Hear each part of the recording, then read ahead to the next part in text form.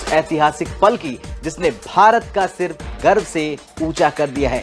जी हां, भारत के veto power बनने के सपने की पहली सीढ़ी चढ़ ली गई है। भारत को संयुक्त राष्ट्र मानवाधिकार परिषद यानी कि यूएन ह्यूमन राइट्स काउंसिल में 7वीं बार निर्विरोध चुन लिया गया है और यह जीत छोटी नहीं है। 188 में से 177 वोटों के साथ भारत ने कमाल कर दिया है। क्वेश्चन ये है कि क्या हमें कभी मिलेगा, इसके ऊपर बात करते हैं। और वीटो पावर जरूरी क्यों है, भारत क्यों मांग रहा है वीटो पावर, मांग भी रहा है कि नहीं मांग रहा, इसके ऊपर भी बात करूंगा।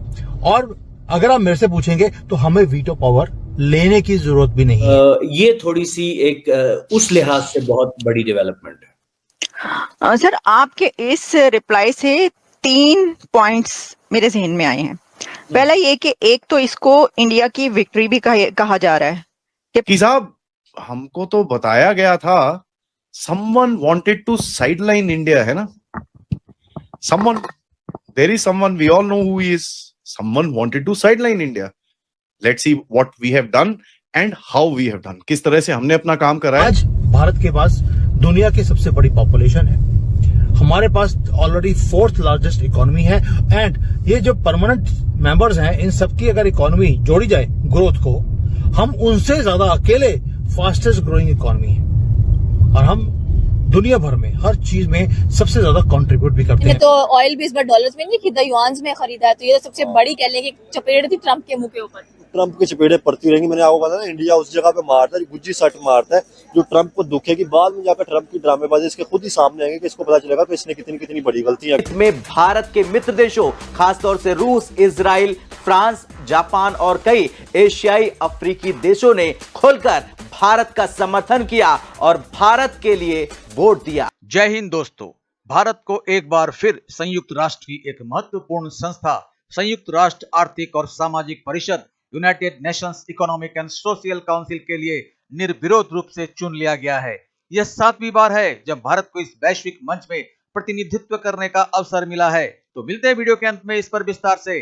साथ ही अगर आपको सही लगे तो हाइप, लाइक और सब्सक्राइब करके कमेंट करिए। जय हिंद।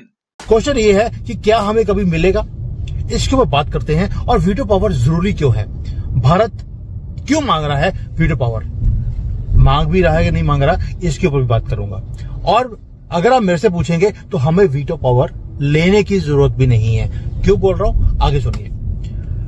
पहली बात यह है कि जो आपको मालूम है कि हमारा जो फॉरेन पॉलिसी है, इसके अंदर पिछले 30-40 सालों से हम बात करते आए कि हमें वीटो पावर चाहिए। लेकिन अभी रिसेंटली मोदी जी ने कुछ ऐसा काम किया कि हमें वीटो पावर चाहिए ही नहीं।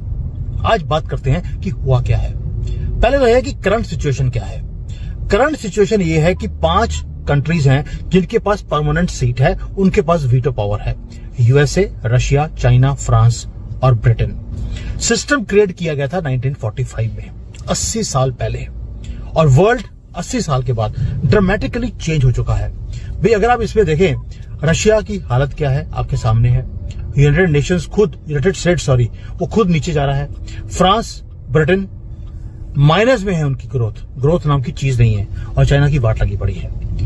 यानी कि ये सिस्टम जो 1945 में जो बना था वो आज इररेलेवेंट हो चुका है। भारत इंडिपेंडेंट कंट्री, जब ये बना था सारा, तब इंडिपेंडेंट था भी नहीं। और रूल्स बनाए गए उस वक्त जहां पर भारत की कोई पोजीशन थी नहीं। अब नंबर्स की बात करते हैं। आज भारत के पास दुनिया की सबसे बड़ी पॉपुलेशन है, हमारे पास ऑलरेडी 4th लार्जेस्ट इकोनॉमी है।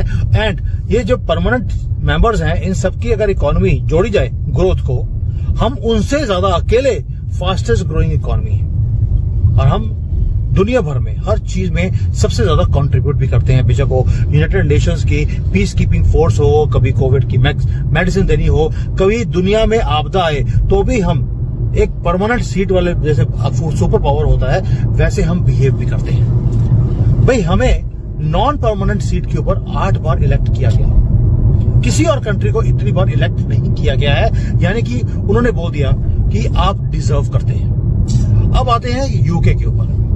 भाई यूके के पास वीटो पावर किस रीजन के कारण है? 1945 में वो हो सकता है एक सुपर पावर का स्टेटस लेते हो, लेकिन जो यूएन के एम्बेसडर्स हैं, फॉर्मर यूएन एम्बेसडर्स, उन्होंने बोलना भी शुरू कर दिया कि भाई ब्रिटेन जो है आज की डेट में एक फॉलिंग इकोनॉमी है, कुछ भी नहीं है वहां पर, ये तो इस्लामिक कंट्री बनता जा रहा है। परमानेंट सीट इसे छोड़ देनी चाहिए और भारत को दे देनी चाहिए। उसका रीजन था कि ब्रिटेन वो कंट्री है जो 200 साल से भारत के ऊपर राज किया है। आज भारतीय ब्रिटेन के ऊपर राज कर रहे हैं। एटलीस्ट एक काम तो कर सकते हैं कि आपने जिस कंट्री को लूटा, भारत को लूटा, उसको आप परमानेंट सीट ही आप हैंड ओवर कर दो। लेकिन इसके पीछे बहुत डीपर प्रिंसिपल भी है।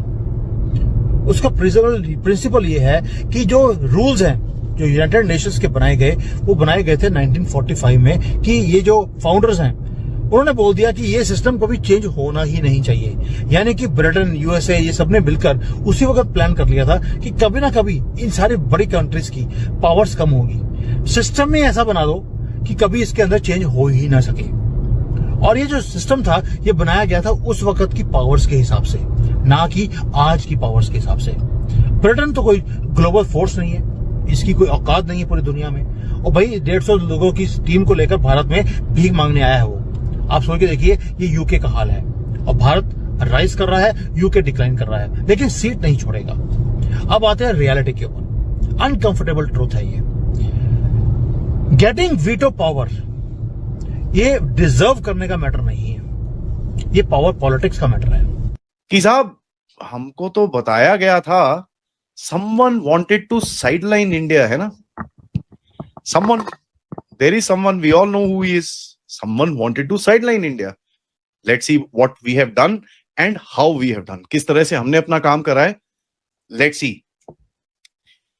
सबसे पहले before we get inside, this was one statement which I found to be very interesting. एक पहला direct personal swipe था ये जयशंकर जी की तरफ से, where he said a few months make a difference, a few weeks make a difference, a few tweets make a difference. Holdings, you're switching off from dollars and getting back onto gold. That's exactly here. India ramps up gold faster than peers.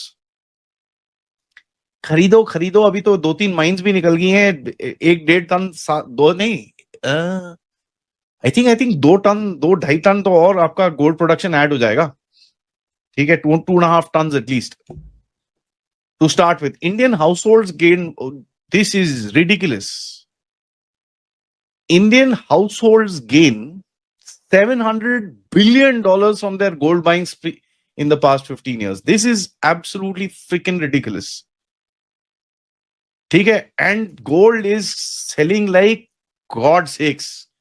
The price is also going to go up. Let me tell you this, ये और ऊपर जाएगा। ठीक है, अभी $4,000 पे है। Just this is cheap. This is cheap. That's all I'm going to say. I'm not giving any financial advice. Please don't say आदि ने बोला है कुछ, मैं बस no financial advice from my side. ठीक है, but just know this, gold will go up. Silver is at 115 or 20,000 rupees a kg. Guys, this silver used to be 40, 50, 60,000 just about 2 years ago. 2 साल में double. Crazy. ये सुन के बहुत लोगों के गले में थोड़ा सा कुछ ना कुछ फंस गया था, आंख में कंकर आ गए थे। ठीक है, trades beyond USD and INR, ये पता चल रहा है 95% आपकी ट्रेड होती है। तो दोस्तों, यूनेस्को में इस बार भारत को 188 में से 177 देशों का समर्थन मिला, जो भारत की वैश्विक कूटनीतिक ताकत और उसके योगदान को दर्शाता है। यूनेस्को संयुक्त राष्ट्र की 6 मुख्य शाखाओं में से एक है, जो दुनिया भर के आर्थिक, सामाजिक और पर्यावरणीय मुद्दों पर काम करती है। इसका उद्देश्य सतत विकास लक्ष्यों, मानवाधिकारों और वैश्विक सहयोग को बढ़ावा देना है। इसमें कुल 54 सदस्य देश होते हैं, जो हर 3 साल के कार्यकाल के लिए चुने जाते हैं। भारत को इतनी बड़ी संख्या में वोट मिलना यह दिखाता है कि विश्व समुदाय भारत को एक जिम्मेदार और प्रभावशाली देश मानता है, जो वैश्विक विकास के लिए योगदान दे सकता है।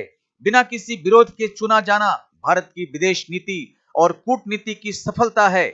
यह दर्शाता है कि भारत ने सभी महाद्वीपों और प्रमुख देशों के साथ अच्छे संबंध बनाए हैं। भारत जैसे विकासशील देश का यूनेस्को में रहना महत्वपूर्ण है, ताकि दुनिया के गरीब और विकासशील देशों के मुद्दे भी इस मंच पर उठ सके।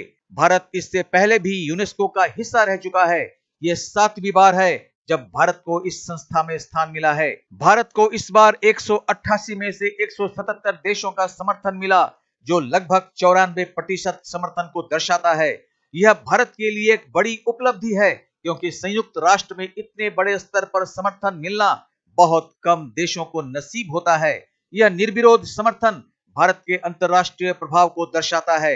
अब भारत अगले 3 वर्षों 2025 से 2027 तक यूनेस्को का सक्रिय सदस्य रहेगा। भारत का 7वीं बार यूनेस्को के लिए निर्विरोध चुना जाना न केवल भारत की कूटनीतिक शक्ति का प्रतीक है, बल्कि यह वैश्विक मंचों पर उसकी सक्रिय और सकारात्मक भूमिका की पुष्टि भी करता है। 177 देशों का समर्थन यह दर्शाता है कि भारत अब केवल एक उभरती हुई शक्ति नहीं, बल्कि एक भरोसेमंद वैश्विक नेता बन चुका है। तो मिलते हैं अगली वीडियो में, तब तक जय हिंद, जय भारत।